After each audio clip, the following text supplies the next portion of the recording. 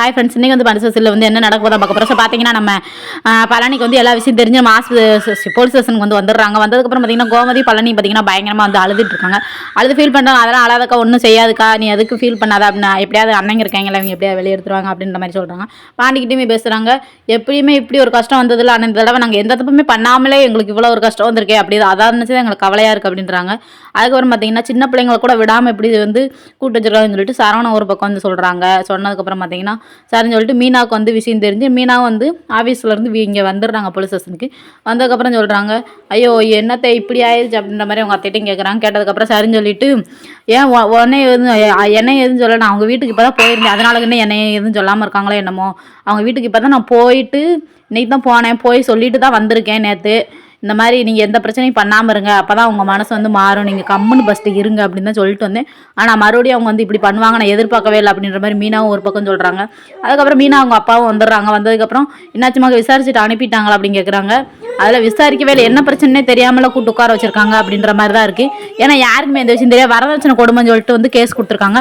ஆனால் வரதட்சணை கொடுமையே கேஸ் வந்து கிடையாது அப்படின்றதுனால வந்து இவங்களுக்கு யாருக்குமே எந்த ஒரு விஷயமே தெரியாதனால என்ன செய்ய முடியும்னு சொல்லிட்டு வந்து எல்லாரும் வந்து யோசிச்சுக்கிட்டு உட்காந்துருக்க, என்ன கேஸாக இருக்கும் அப்படின்ற மாதிரி வந்து யோசிச்சுட்டு இருக்காங்க.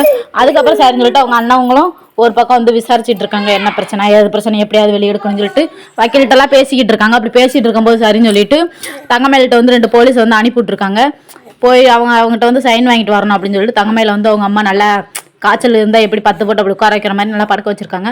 படுக்க வச்சுட்டு பார்த்தீங்கன்னா தங்கமேல வந்து நீ இந்த மாதிரி சொல்லு, அப்போ தான் உன் வாழ்க்கை வந்து உனக்கு கிடைக்கும் அப்படின்ற மாதிரி மறுபடியும் உங்கள் அம்மா வந்து ஒரு தப்பு பண்ண வைக்காங்க. ஆனால் தங்கமேல கொஞ்சம் கூட அறிவே இல்லைங்க. ஏன்னா சரியான முட்டாள் போல, படித்து முட்டாளாக இருக்காங்க. எது தப்பு எது சரின்னு கூடயா தெரியாது ஒரு பொண்ணுக்கு.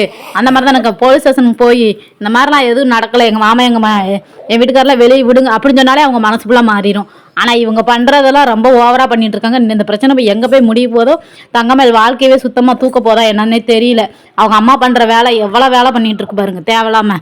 சரின்னு சொல்லிட்டு விசாரிச்சோன்னு தங்கமேலும் அவங்க அம்மாட்ட வந்து யோசி ஆமாம் அப்படின்னு சொல்லிடுறாங்க. சொன்னோடனே அவங்க அம்மா இருந்துட்டு அவளுக்கு உடம்பு சரியில்லைங்க, அவ்வளோவா பேச முடியாது அப்படி இப்படின்னு சொல்லிட்டு ஆக்டிங் போட்டு ஸோ அதோட வந்து சீரியல் முடிச்சுக்கோங்க. ஸோ அவ்வளோதான். Okay bye tata. இந்த வீடியோ பிடிச்சிருந்தா மறக்காம